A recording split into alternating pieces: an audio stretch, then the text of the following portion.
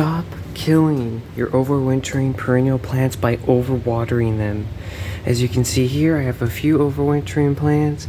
I fear I might have made this mistake with this lemon tree, but I'm going to tell you what you should do so that you don't repeat my mistakes. First, they don't need as much water as you think they do. Some plants like to go completely dry, like this lemon tree, and these can handle some amount of drought, so to speak. So I only water this about once a week and this every 10 days.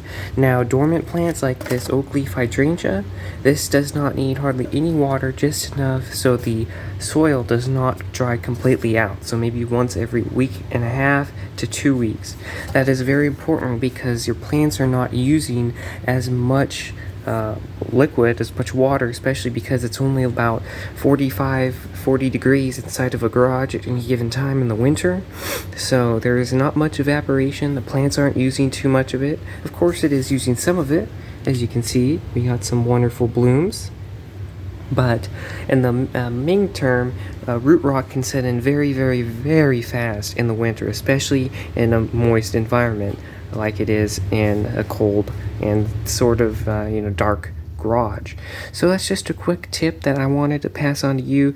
This applies to houseplants too. Houseplants during winter do not need as much water as they do require during the spring and summer and even fall.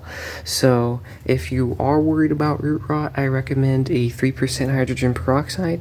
Mix it about 1 part hydrogen peroxide to 3 parts water, and water your plants with that. Hopefully adding that will have a chance, if root rot has started to set in, to hopefully reverse it. But that is the best way to prevent it. Just don't water. It's better to slightly underwater your plants than it is to overwater your plants. So until I see you in the next video, I hope you like, share, and subscribe, and happy gardening.